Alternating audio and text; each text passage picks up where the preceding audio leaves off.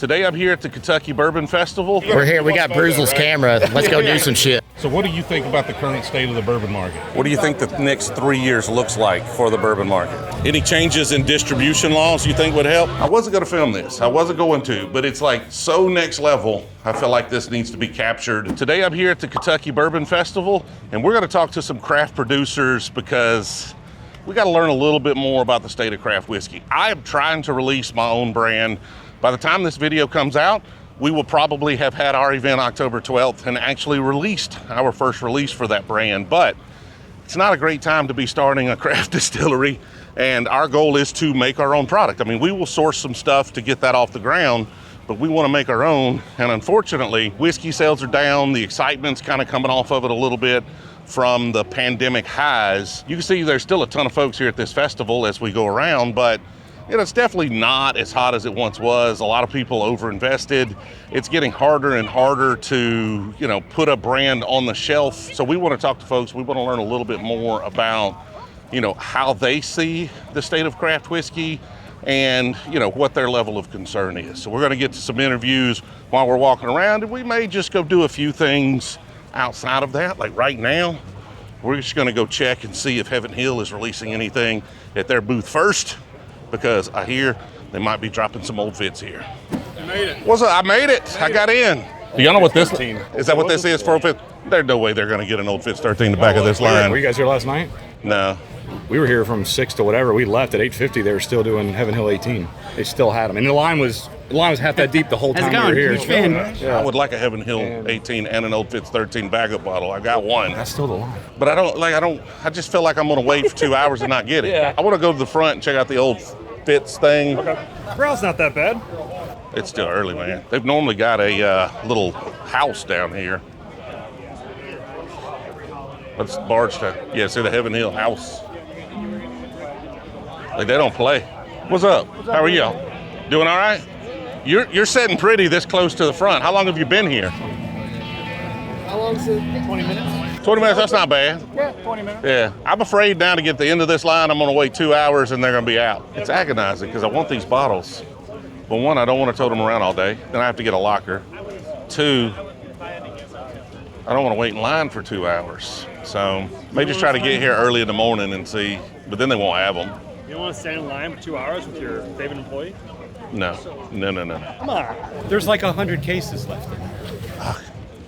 I just don't need to spend the 2 hours though. Well, that's true. Thinking about it? I'm torn. I don't have time to stay here 2 hours, but I really want a bottle. All right. All right, thank you. Appreciate it. Thank you. Have a good day. Look at here, right here. Why are we trying to kill craft whiskey? I mean, technically, we're not. But somebody is. Look at this guy. What's up, man? Get over here. How you doing? All right. How about yourself? Doing all right. I got an Old Fitz 13. I'm doing a little better this morning. There we go. What are we pouring? On this table, the rye. On that table, the bourbon. We got bourbon on that table, rye on that table. Probably the only one thing that you haven't had is that. So KBF picked up. What's going on, man? How are you? Good to see, man. Yeah, you doing all right? Yeah, you want a raw Rita? Sure. Appreciate it. I watch all your videos. Thank you, man. What's your name? Jeffrey. Jeffrey. Nice to meet you, Jeffrey. Appreciate it. Hey, how are you? Valerie. TJ. Nice to meet you. You killed us, but I was on the bourbon bracket with you. Okay. Sorry. One in the 64. Well, I mean, we're not Instagrammers, so Ryan finally got us, I think. She went against Ryan the first vote. Okay. That one to Ryan. So she lost day one, but I told her, you made the bracket. Out of 4,000 people nominated, you made 64. Will you please take a picture? Oh, of course. Yes! Will you take a picture with me? I made the bracket. Hey. We're here. We got Brewzle's camera. Let's go do some shit. You're doing a really good job. You're like a professional. Hey, I know what I'm doing, baby. Yeah. I got a margarita. Okay. Margarita. What's in it? It's our rye. Okay. And our margarita mix. I don't really like margaritas, but I really like this. So it's better than a margarita, because margaritas are mid. We'll take it. And I like margaritas, and I love this. So what do you think about craft whiskey? I'm talking about on your stage here about the state of craft whiskey and how the whole system's rigged against them. Yeah, it's totally rigged against them. Jenny, you get that? The wholesalers and all that saying the three-tier system is working perfectly, this and that. And So you look up and I was like, it's really tough for craft brands. Yeah, a distributor might bring you on, but they're not going to get behind you. They're going to set the cases in the warehouse. They're not going to promote your brand. They want to take a cut, and they want to, you go out and sell it. They don't want to, and it's a shame because there's so many craft producers that are really making good products. But I understand it too from a distributor's point of view.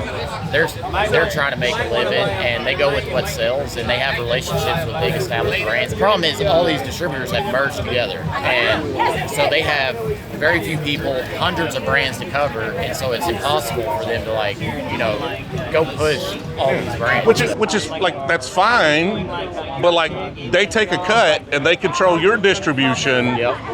But they're, so you're handcuffed. Like, you got to do all the work. Exactly. Right? But they're still going to take their cut. They're still going to So, like, it's understandable that they focus on a few key brands.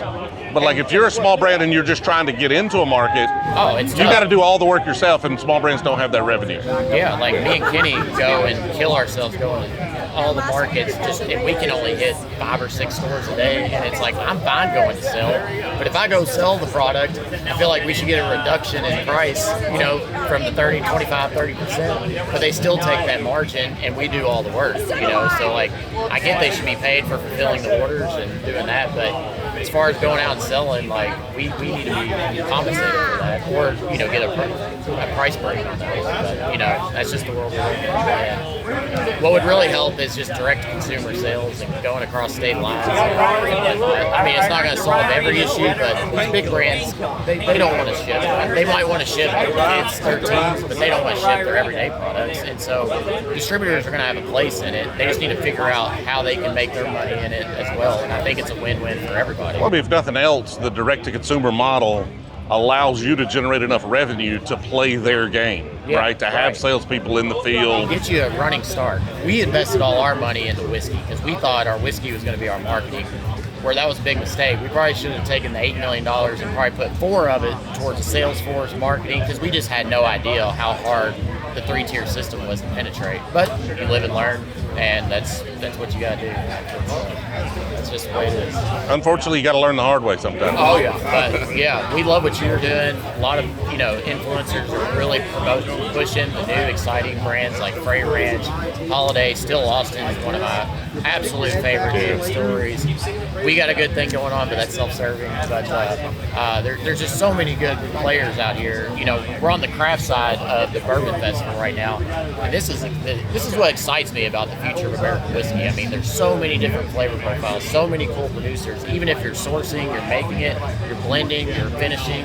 There's so many interesting, cool things out there that you just don't have to get hung up on all these people waiting in line for. You don't have to get hung up on the tater bottles right here, I kind of messed with them. I said, I got on the microphone and said, I just got an update. Heard there's only 30 bottles left, and everybody started boo. It was pretty funny though. So. All right, first taste test right here. Pursuit Spirits Double Oaked Rye. We're going to give this one a shot. Is this distillery only? For now it is, and KBF, but we're going to send some to Sealbox. That we sent about 40 cases of it, but yeah, most of it's distillery only. The first release, second one we're going to open up and put it out in the market or whatever. But we used an American oak, lightly toasted, heavy charred stay profile for this, using our Maryland and Kentucky rye, so Sagamore, 52% rye, 43% corn, and then 95.5 from Sagamore and Bardstown, and then aged for about 12 weeks in the tote with staves. Now, I'm still getting into rye, so I'm a little more picky on rye than I am on bourbons. I like this. I love the distillery-only double oak bourbon, though. Like, I like this. You got sweet tooth. But exactly. This leans more of that darker, deeper, richer, like dark cherry, fruity profile.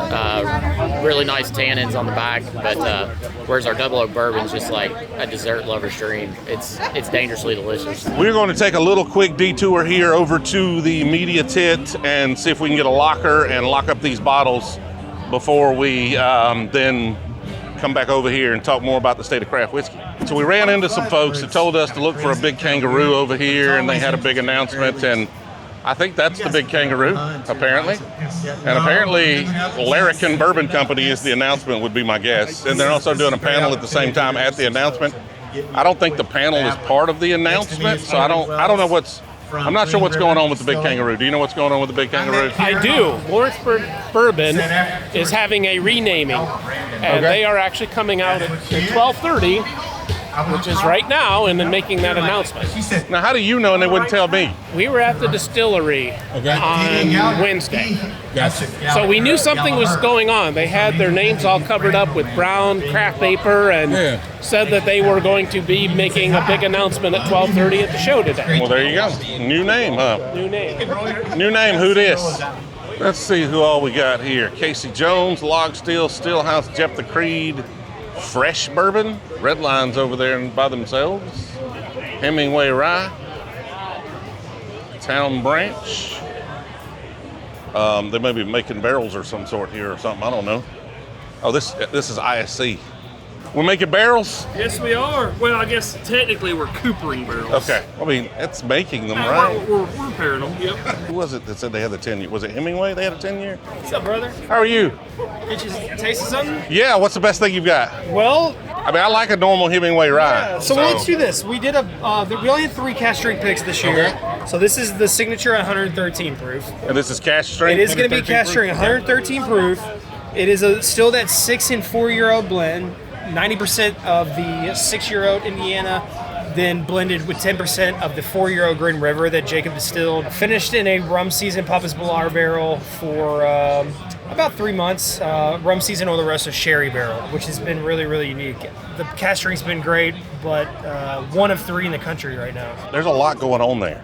Like, I like it. Like, it's like all rye up front, then you get that rum, and then it's just kind of like that burnt sugar note on the finish. It's really You get a lot nice. of jam from it. Blackberry jams, kind of like morning toast. That's what I described as the rum, but once you say jam, that's a great way of putting it. We got another special one though that I think you'll like. This is the test barrel for the Hole in Hemingway project. Ron's celebrating 50 years of distilling, right? Ron's from Bardstown, learned under Booker No, helped with Jum Beam Black, Cruzian Rum. So we're celebrating him with the test barrel. It's an 11-year-old rye whiskey, finished 3 years in that Oloroso sherry barrel. So you'll see the color, you'll see the sweetness that comes from that rum sherry barrel. It's a celebration again of Ron Call. You can tell by the bottle. It's good. Every little nuance of his career. And on the back's got a really cool card. It talks about him. But if you open it up, it's got 2 letters from his 2 sons. Obviously, Jacob, started Green River, 7th generation master distiller. So it's a really unique bottle for the family. I'll let you guys taste that. It's 123 proof, so it's got some heat to it. But like I said, 3 years in that sherry rum barrel, I think it kicks it down a notch and lets it really approachable. So, What do you think? It definitely does not drink 120. No. It goes down easy. That's dangerous. it's kind of like a cocktail. It's got a little, like you said, complexity going on, but these things are perfect in a Manhattan, straight pour or whatever. But I think that would be good in a Manhattan, but that's a $250 bottle for a well, Manhattan. you're right. though, I think the signature is perfect. No, for all that that. would not be good in a Manhattan for that. It's good. I don't know if it's the sherry or something. There's a little harshness on the palate for me. I think I would go with the last one. I think The Kentucky Bourbon last Festival, one, yeah. palate-wise, is definitely my favorite for sure. Appreciate it. Thank you. Cheers, guys. Thanks for coming. We need to go talk to more people about the state of craft whiskey. Making my way over to the media tent. Going to have a little bit of lunch, but we got a call out right here. Looking for a bottle. Bardstown, I swear. You guys started my love of bourbon here on the Bourbon Trail back in 2020 on my first trip, and I got a bottle of the Goodwood right out of the gate. I have a third of that bottle left, and I've built a shrine to you guys. If I can show you right now, I don't know if it'll pick up on camera, but I've built an entire shrine and been a non-sanctioned ambassador of you guys in Georgia. I've reached out to your marketing team on Instagram, and they said they were going to try and help me out. I know I'm coming to your Miami Vice theme party tonight, but anything you can do would be grateful. I'm okay with paying over normal price for it, but I just have to have another bottle of it to go as my crowning jewel in the Bardstown shelf. There's somebody out there. There's a liquor store. There's a collector. There's somebody that's got a bottle of Goodwood Bardstown. So it's a Bardstown Goodwood collaboration. The walnut. How do they get in touch with you if they want to get you access to that bottle? You can reach me at my email of. All right, B-Team, let's find this bottle for this man. Next, we are going to make our way over to Neely Family Distilleries. We're going to try some of their whiskey. I don't know how much I've had from them, but we're going to try some stuff. We're going to see their thoughts on the state of craft whiskey. Are you pouring milk? Yes, sir. You want to pour? Yes. Anytime somebody asks me if I want to pour milk, the answer is always yes. Here's what me and the wife drink a lot of, and we ain't drinking that bourbon. Okay. Chocolate truffle cream moonshine. Oh, okay. That's good stuff. Needs like an ice cube, ready to go. Put it in the freezer, get an ice on that bottle, and then just turn that freezer door off. That's what I do. Yeah, TJ, that's good in coffee on a Saturday morning too. Cure that hangover. Yeah, well, it'll give you a hangover, I'm sure, if you drink too much of it. Absolutely. Heard you like wheats? Yes. Let me let you try my weeder here, my bottle and bond. I named this one after my grandpa, so we call it Papa's birthday barrel. He unfortunately passed away in early January, but he was my assistant distiller. That's him there next to my Cypress Fir. I think he was here last year, wasn't he? I think I met him here last year, yeah. I remember the logo, or the label. He didn't miss too many bourbon drinks. He had, that's 19% wheat. Yeah, that's nice. Thank you. I think I want to say I tried that last year, but it was a lot more dusty. Like I had a lot more dust on it. Different single barrels. This one's a little bit of that dustiness, but much more tame. This is a year older too. So this one's 6 years old now. Yeah. All right. So what's this one? So this is my 7-year hidden barn. So 5 years old and 2-year-old air seasoned oak, and then 2 more additional years and new charred French oak. It's 110 proof. It drinks a lot less than 110 proof for sure. Like that goes down easy. Thank you. So this is an interesting one. I told you I do some 25-gallon barrels. Yeah. So this is 36-month air seasoned oak. I aged this one for 49 months in a 25-gallon barrel from Kelvin. Now, we don't typically like small barrels. This is the one to prove it wrong, right? And this is single barrel strength. Okay. 109 proof. That's wheat as well. That doesn't have the things that I don't like. Like typically, there's a lot of more like pepper, barrel char on small barrels. It doesn't have that. It's a little more like tea though. Like I get a real strong like soft tea note on it, which I'm not in love with that note. Like most small barrel stuff I just don't like at all. And this doesn't have that about it. A lot of my try always come out. They almost taste like, you remember about pencil shaving smell when you was in school? That's kind of the, so I try to, they're tough to deal with. They can be tough. And that's a single barrel, so like other single barrels might be a little less tea, might be better. That's right, yes sir. So you think the secret to that is just the fact that it's properly seasoned? I think it's the seasoning in the oak. So you think it's not small barrels per se, it's that they're using green barrels? I think they're using 2 green barrels, and the amount of influence happens so rapidly to it that the more seasoned it is, the less of that happens so fast. That's interesting. Because the distillery we just bought out has a bunch of 30-gallon barrels, and they're good. And I was like, I don't understand this. Like they have some flavors that I'm not usually seeking out either, like a lot of raisiny dark fruit flavors in some of those barrels. But they're still really good. There's no harsh barrel char, but they were in 30 gallons, but they've also been in semi-climate controlled environment their whole life. Because they put them in the distillery, they shut the distillery down. So it wasn't air conditioned per se, but it was like, it would only have so much temperature fluctuation because it was an insulated building. Okay, that makes sense. So maybe not so much of that influence to it as well as fast. This is our, so Hidden Barn, our small batch, so it's our flagship product. It's an 11-barrel batch. We call name this one Cherry Picker. It sets at about 109 proof. Yeah. And these are all batched by Jackie Zykan, who's our master blender, master taster. Thank you, sir. That last one's a little more to my profile. TJ, that's the bottle I gave you. Okay. Because I thought that would be more your style. Yeah, you're right. So my name's Royce Neely, and I'm the owner and master distiller at Neely Family Distillery. So what do you think about the current state of the bourbon market? Man, so the current state of the bourbon market, I think that things are getting a little bit more difficult. I think that if you are, things are getting a little bit more saturated. And we knew that was coming. There's a lot of production. There's, 3 to 4 times more barrels in Kentucky now than there was in prior years.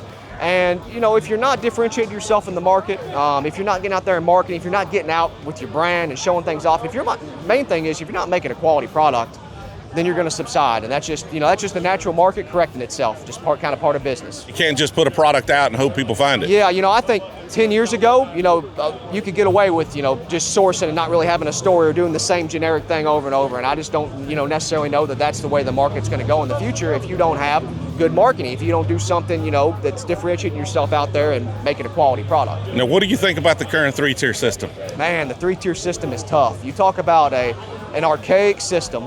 that really hinders sales and growth for especially a small distillery. There's a lot of stuff that goes into it. There's pay for play with the bigger ones, and it's already tough as it is, especially with this current climate and market, to find a good distributor. And having to rely on one makes things really difficult. And we've actually been able to see the benefit in Kentucky. So Kentucky's been pretty phenomenal about like allowing self-distribution, allowing direct-to-consumer shipping, allowing sales out of the gift shop, bottle sales to the consumer out of the gift shop. And that's allowed us to be able to grow as a brand. If we didn't have that, we wouldn't be here today, that I can tell you.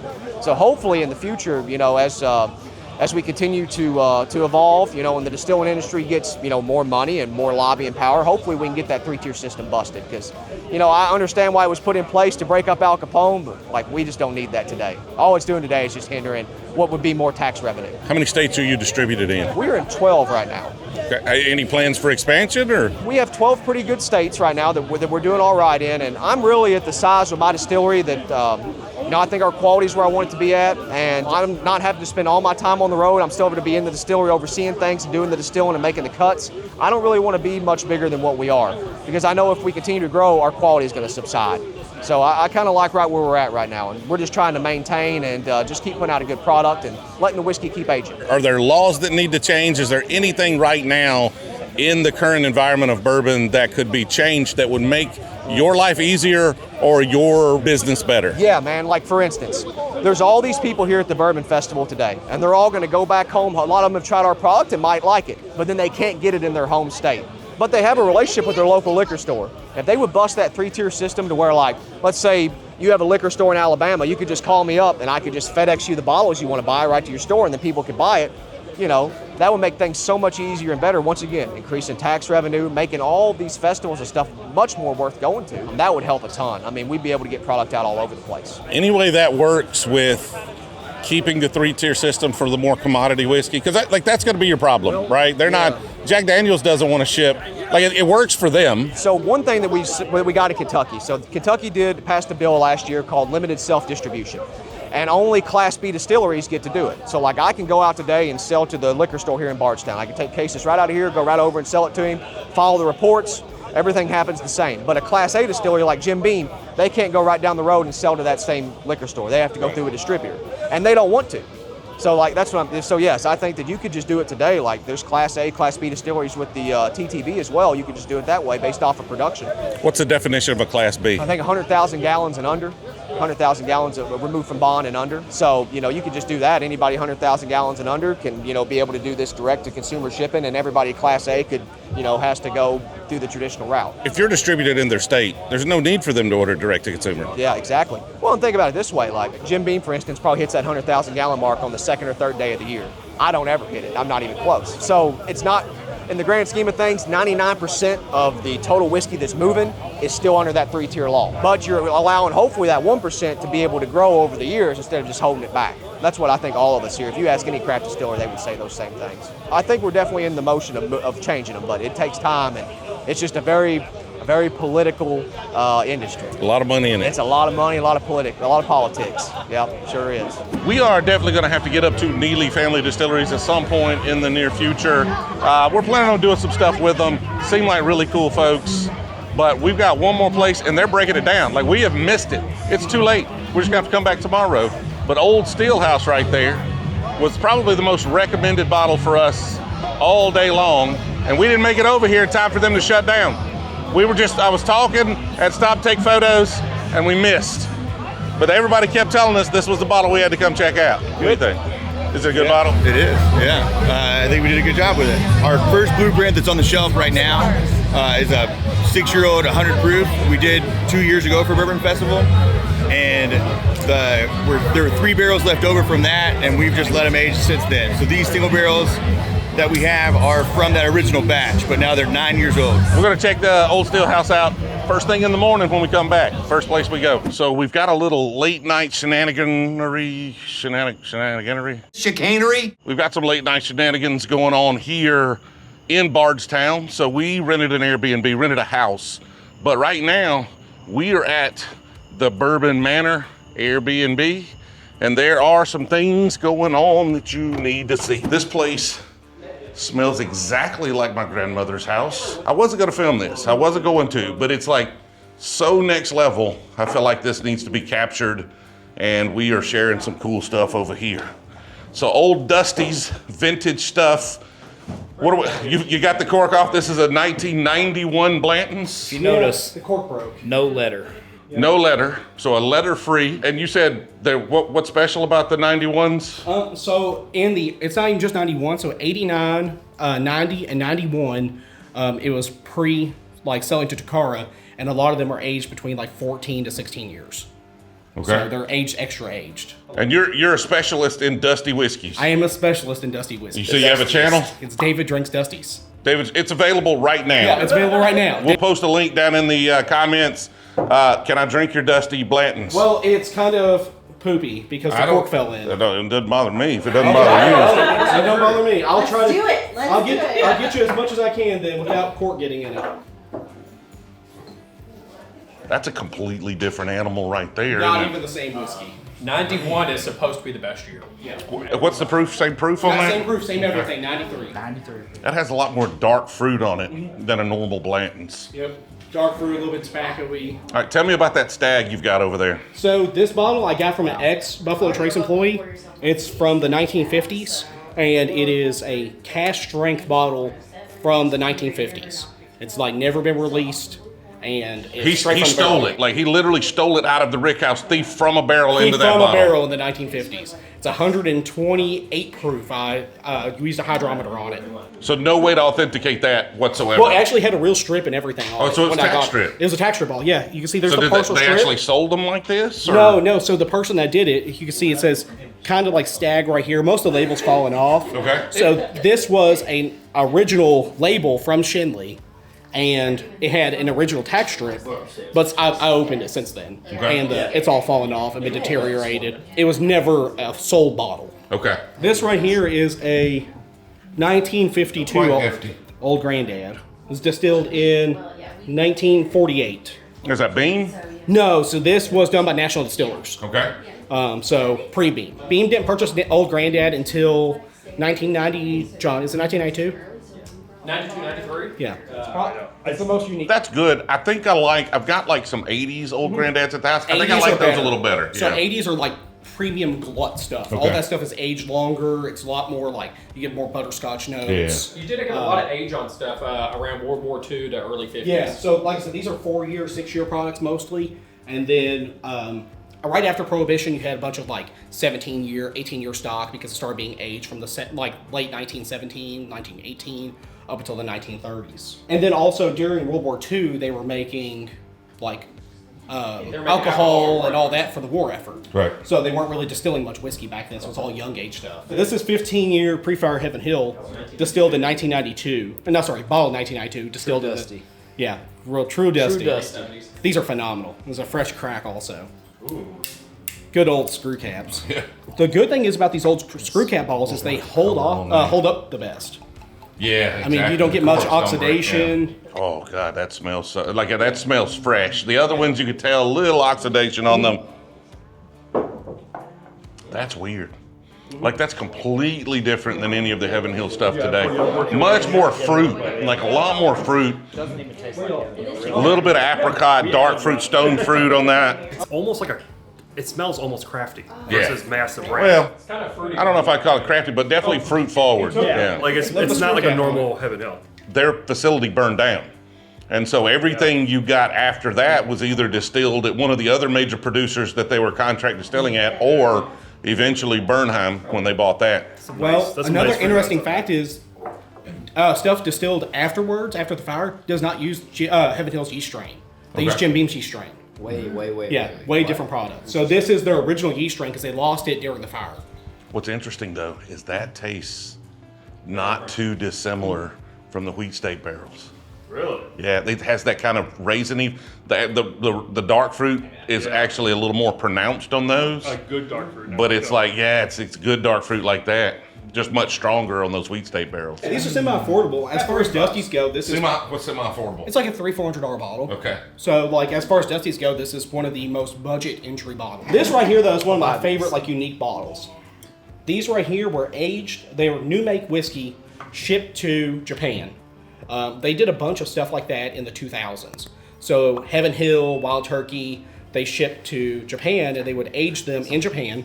And then after aging them in Japan, they would double barrel them with like Chichibu barrels. And like Ken's Bar is a very well-known bar there. Milwaukee's Club is. And they would double barrel them all. So this is from the person that kind of owns the place, 16-year turkey that's been double barreled in Japan. Is that a club in Milwaukee? He said No, so that's the name of the bar. Here in No, in Japan. The bar's name is Milwaukee's Club. I'm from Milwaukee, so. Oh, are you? Yeah, I was like, I don't know that bar. I actually have a 2-gallon pre-prohibition carboy from Milwaukee. It's like a weird, like cinnamon graham cracker note on it or something. Like it's strange. Comes through on the palate. I like the nose better than the palate. But that's just weird. Like it's good weird. Yeah. It's so different. That's like almost Amberana-like. Nah, let's not get crazy. It's not. Yeah, it's not at not- all. it's not Amberana. It's what Amberana wishes it was. I'm gonna say that. And he's gonna be like, yeah, the double barrel was Amberana. This is why the community doesn't. No, like it, it's Chichibu Japanese barrel, so it's different. It's like 108. That's warm. Yeah, it's got a little heat to it for that. Yeah. That's got like a hug. Yeah, it's a low proof offer, But like it's not relatively like a burn. low. It's just like smooth. Yeah. It's more like heat on the palate. Yeah. Like a cinnamon graham. Well, I think it's mostly from the oak though, and like the double barrel influence. No burn going down, but a lot of heat just around the mouth as you're consuming it. So this is a 1989 Wild Turkey. Wait. This is a brand new bottle. Yeah, brand new bottle. It's down? Yeah, so I got this, I shipped it back and then it leaked. I mean, you can see. Okay, I see. It leaked a little bit now on my hand. But we're cracking a brand new Yeah, bottle. we're cracking a brand new bottle. How old? 1989. 89. So it's bottle 89, so it's distilled in the early 80s, possibly late 70s. So this bottle's older than you.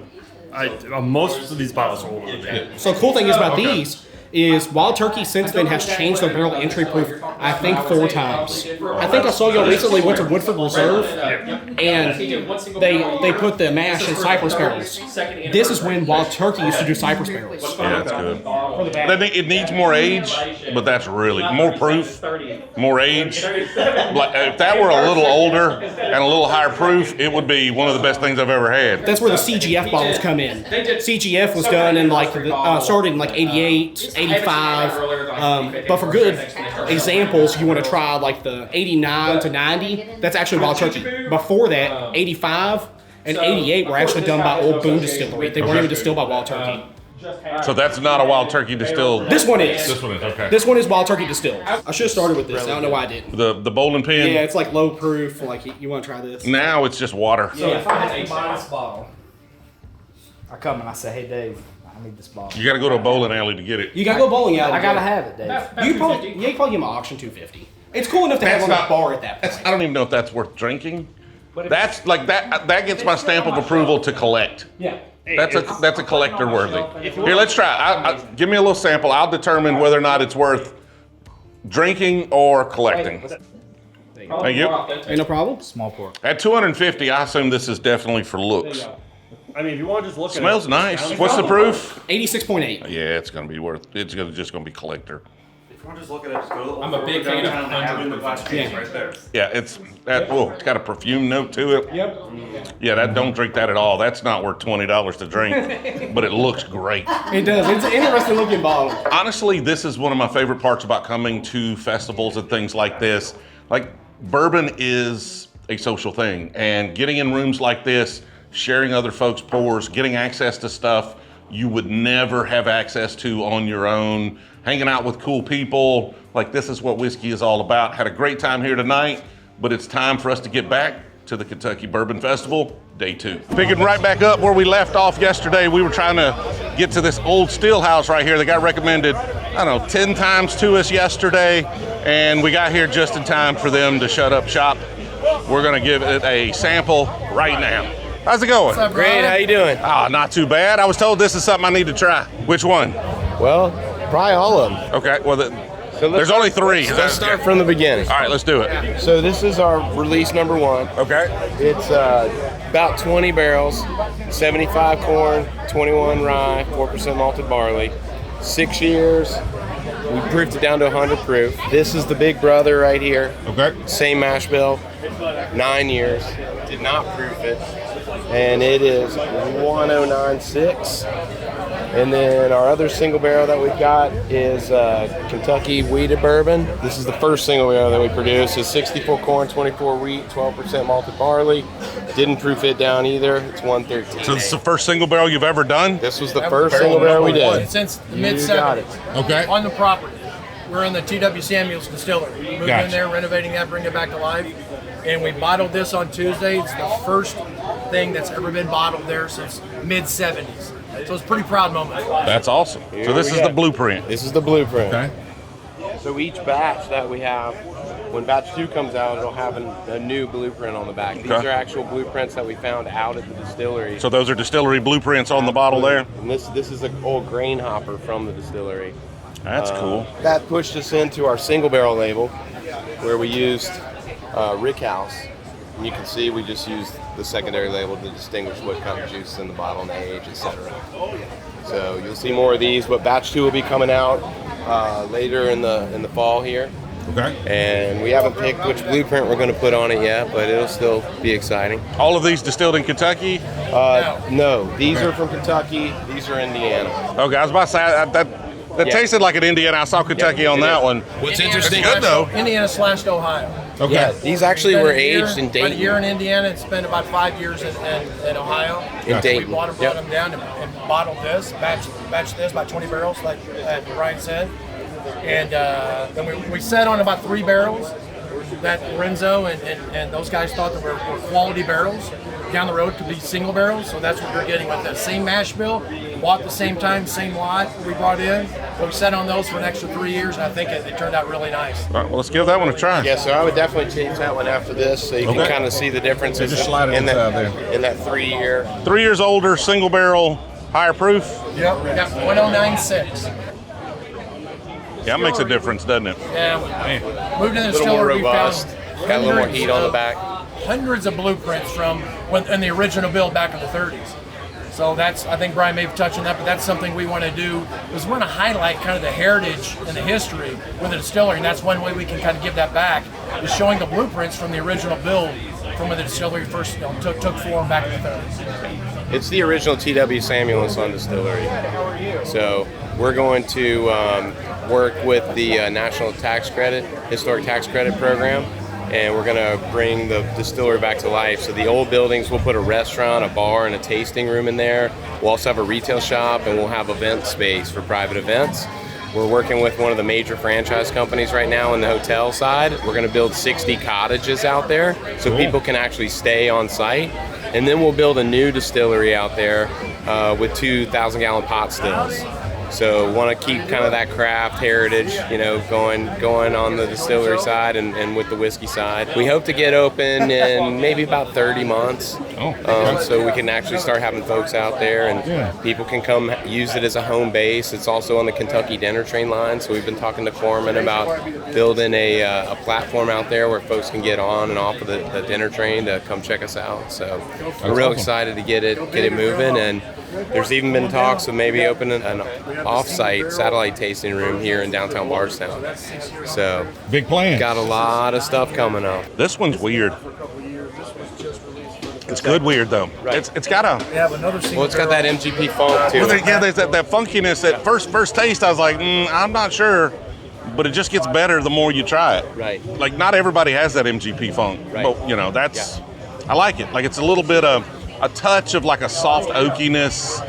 Maybe a hint of minerality, but not like George Dickel level minerality, but like really interesting. You're not getting the peanut off there. No, yeah, it's. Let's try that single barrel. Let's try this Kentucky distillate. Here we go. Good stuff there. How old is this one? 5.5 year, weeded. That one's fire. We love that one.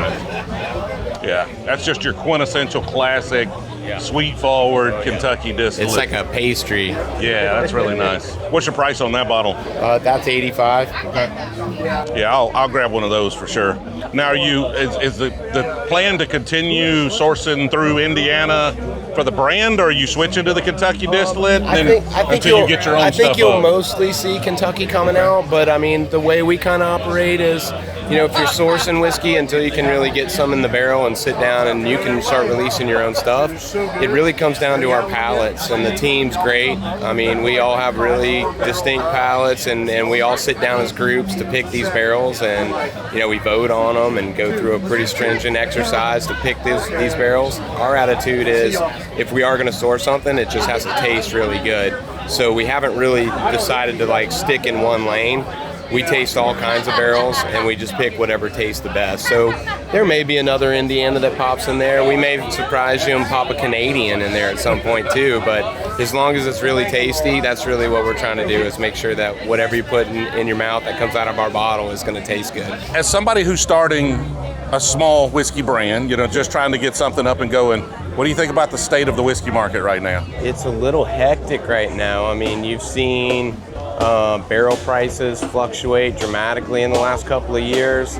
I think it could be a function of a lot of these funds that have gotten into the barrel market. And I think in the last probably year and a half, 2 years, you've started to see some of that stuff that was set down for these funds starting to hit the market. You're also seeing a lot of people that are having struggles out there. You've seen distilleries close. I hope it doesn't turn into like what the brewery scene has turned into these days, but you know, I think we're fortunate because we didn't stock up on a lot of barrels to lay down and hold for a time period in the last 2-3 years. But, you know, some of these barrels prices are 30% lower than they were even last year. What do you think the next 3 years looks like for the bourbon market? I'm hopeful. However, I think that I think in the next year to 2 years, if the barrel prices stabilize, I think you'll probably see people continue to be profitable. But I think if you see any more of these barrels start to drop, the people that are holding inventory, that's really puts them at a disadvantage. I wish I had a looking glass into the future. I don't, but you know, I think again, I mean, we're just trying to prepare ourselves to be more of a value bourbon for consumers. Not that we won't have some SKUs that are higher priced, but yeah, I think you're going to see that's the real market. Anything, you know, I guess legislatively, anything, you know, in the market changing that you think would give you the ability to better compete? Absolutely. The most important thing for us is, you know, when you're a small business like this, going through a third-party distributor, the margins are really, really thin, and you just hope that one day you have enough volume to really make a lot of money off of that with, you know, having multi-states, et cetera. But being able to come to festivals like this and sell direct to consumer and not have this distributor in the way really allows us to get a much higher profit margin on our products. So seeing that direct to consumer piece expand into more states is super important to us. I mean, I know it did wonders for the beer industry when they were really able to do that, but it just hadn't really gotten the speed and traction that it has in beer for distilled spirits. So I think that's probably one of the biggest things that, you know, we would be looking forward to if legislation would start to move more in the distiller's favor. I mean, I'm not trying to, you know, beat up the distributors, but at the end of the day, it's so one-sided and it's just tough. It makes it a lot tougher to grow. And, you know, when you're making $6 or $8 a bottle going through a distributor and you can make 30 or 40 not going through them, then it doesn't take a rocket science to figure out which one you'd want to do. This is Amin from Old Louisville Whiskey Company. So what do you think about the state of craft whiskey right now? I think it's a challenging time because of distribution. A lot of distribution companies are very cautious about craft distillers, new brands, inventory, managing what's good, what's bad. But I think I'm staying optimistic. It's a good time for craft distillers to show what they can do. So this is a time when it gets tough. This is where the craft distillers can really show their skills. So it is a tough time because distribution is really tough right now to get shelf space, to get marketing money behind your brand. And as your small brand, it's critical to manage your money as far as marketing. But I'm staying optimistic. So for craft distillers, the guys are doing the right stuff. They're gonna stay stay around. So what do you think your biggest advantage is at Old Louisville? I think patient. We don't bottle anything younger than 7 years of age. Right now we're moving our batches 8 years and older. So I think starting with a good distillate, waiting long enough to let that whiskey mature properly, and the age and the quality will definitely give us advantage and a lot of shelf space. What do you think the next 3 years of the whiskey market looks like? It's gonna be a good roller coaster for everybody, small, craft, and big. The landscape is changing very quick. So the people that got in for the quick money, it's no longer available. You either love what you're doing and stick around, or you're gonna be out. Anything you think could be done to make it easier to survive as a small whiskey brand?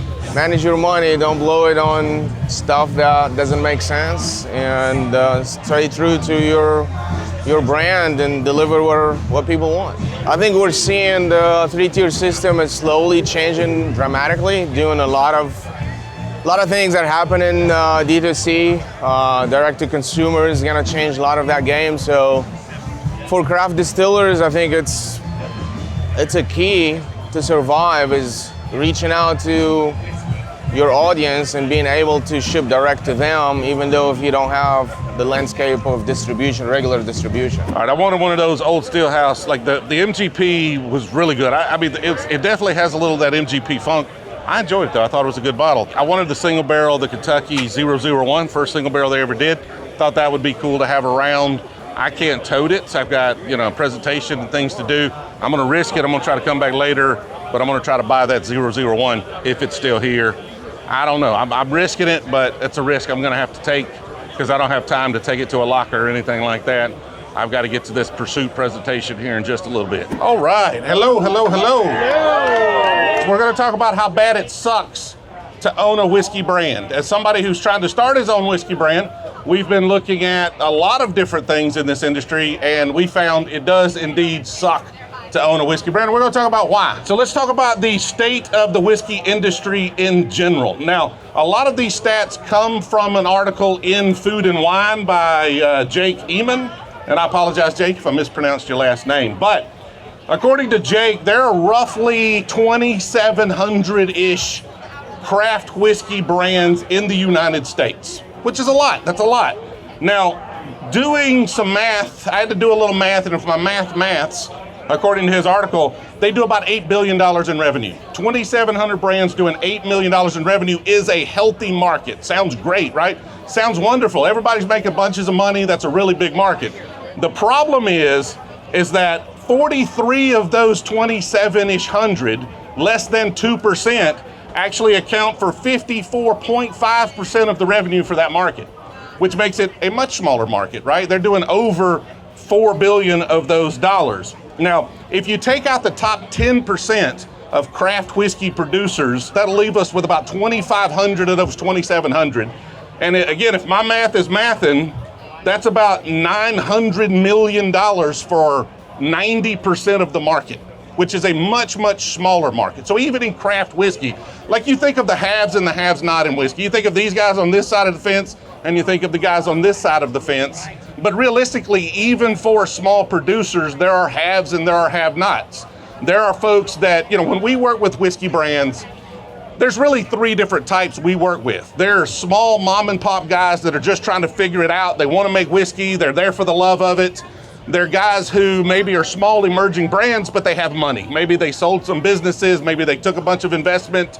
And then there's guys that have corporate overlords, right? And they're throwing some money at something. And so there's a divide even in the craft market as to those that have resources and those that do not. And the vast majority by number of small producers do not indeed have resources. Like if they're doing $900 million for the whole market, again, if my math's right, that's like $350,000 a year in revenue on average for each small whiskey producer in the bottom 90%. $350,000, if I'm just putting that in my pocket, that's a pretty good year. Like I'm not upset at that, right? I can buy an awful lot of bottles of bourbon for $350,000, but you've got to realize that that's not profit. And I don't know if these numbers in this article include, is that retail price for the whole market? If that's the case, then the retailer's taking a third of that, the distributor's taking a third of that, and the brand's left with $100,000. And if you're making whiskey is expensive. Making whiskey is dumb. Like, you'll see so many of these brands here, the majority of them that are popping up these days are what we call NDPs, non-distilling producers. They have whiskey, they're putting out whiskey, they do not distill whiskey. They contract it with somebody else. The reason they're doing that is because that's the only way it makes sense. Like, you are stupid if you're trying to distill your own whiskey these days, because it is more expensive to distill your own product than it is just to buy it somewhere. Like, I could go to one of these big guys over here and I could give them money, and they've got economies of scale. They can buy barrels by the truckload. They show up every day. They buy grain in bulk, shows up every day. They've got a still that can put out hundreds or thousands of barrels a day, so their labor costs are next to nothing for making a barrel of whiskey. And so I can go to one of these and I can get a barrel of whiskey made for like $800, up or down depending on the scale, right? If I want to make thousands of them, I can get a better price. If I want to make 11, they won't talk to me, but I'll find somebody that'll make it for $1,000 or so. If I want to distill and make my own barrel of whiskey, that might be $1,200 to $1,500 for that exact same barrel. So I've increased my cost 50% just because I want to make whiskey. So what that means is, for small guys, first of all, the guys who are non-distilling producers already are at a disadvantage. Jim Beam or Jack Daniels, when they put out a barrel, that barrel's 6, 7, 8 years old, probably they got like $300 in that barrel. Cost them nothing. If the market goes down and stuff gets cheaper, who cares? Doesn't matter. They'll just lower the price $5, $10. They'll increase their marketing budget and we'll all buy it. Small guys who had to buy that on the secondary market, they had to buy barrels already aged. They've got $3,000, $4,000 in a barrel, or if they distilled it themselves, they might have $800 to $1,000 in a barrel, and then they had holding costs to sit on that. They're already at a disadvantage. But if you're actually distilling it, you are at a significant disadvantage, because that bottle of whiskey costs significantly more than almost everybody else that put it on the market. Which means if you're making whiskey, you're doing it because you love making whiskey, right? You're doing it for the craft of it. For me, as somebody who comes from a small business, my uncle ran a transmission shop. My granddad got up every morning, and he retired from Russell Mills, from the cotton mill in Alex City, Alabama. He got up every morning and worked in his little welding shop. Like, I support folks who are doing it for the love of what they're doing. Folks that are doing it despite it not being in their best interest. And so, small producers are already at a significant disadvantage. You want to get distribution. You want to sell whiskey. Like, I was talking to Gary from Wood Hat, and he said it's not about how much whiskey you can make. It's about how much whiskey you can sell, because realistically, if you make too much, that's really bad for you. And if you make too little, that's really bad for you. So it really is about sales. For the larger top 10% craft whiskey brands, about 69.1% of their sales come from out of state, out of the state of their origin. And that means they've got pretty good distribution. Like, they obviously 40%, if they're a big craft whiskey brand, 40% is coming from their state. And so they've got great traction there. But for small producers, 6.9% of their sales come from out of state, which means they have almost no traction outside of their own state. So what that basically means is you've got an advantage in your own state. People like buying local. They like coming and finding something in Chattanooga or Gatlinburg or Alabama and saying, I was in Alabama and I bought an Alabama thing, right? And so you've got some ability there. Also, the distillers in that region, they can go to events, they can go to festivals, they can promote themselves, they can get out there, but it's nearly impossible for them to go 12 hours away and do that in another state. When you're even a big craft producer, you can go hire sales reps, you can get them in the field, you can promote your own brand, but when you're a small guy doing it for the love of it, making tens of dollars, really hard for you to do that and grow your own brand. The problem being is that we've built a system that does not support these small producers.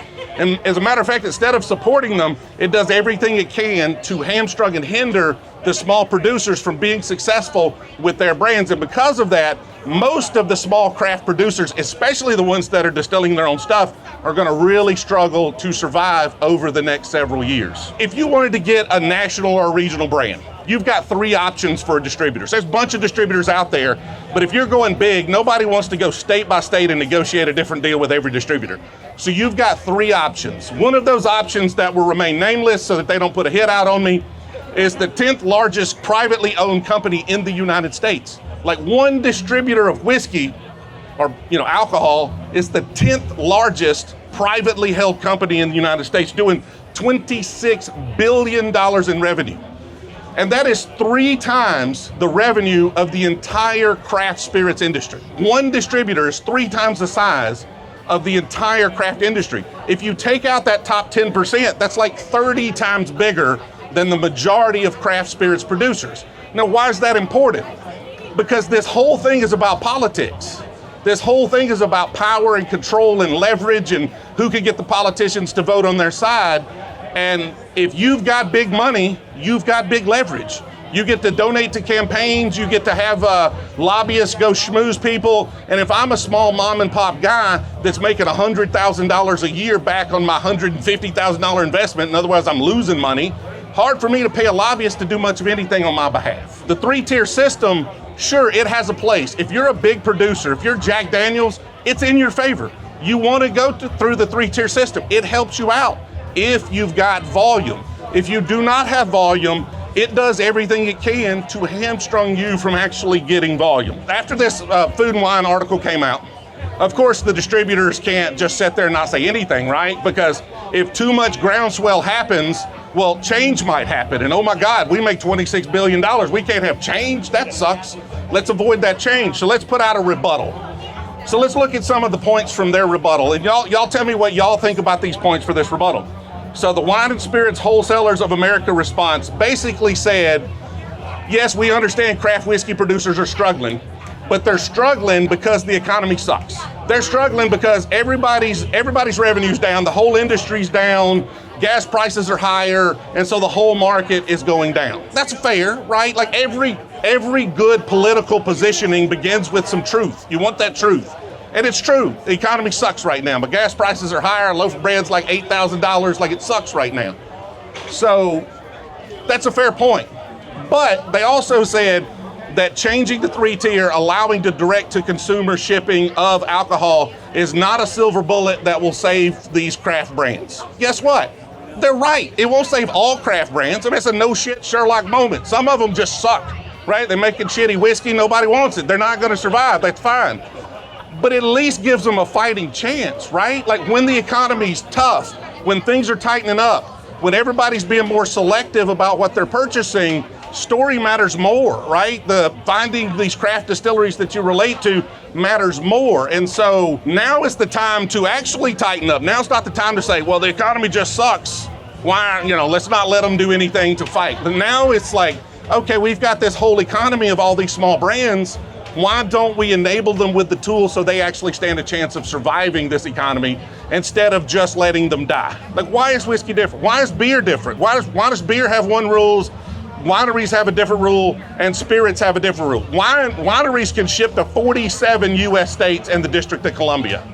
Spirits can ship to 8. We raise the proof a little bit, and all of a sudden we're scared the kids are going to drink it or something.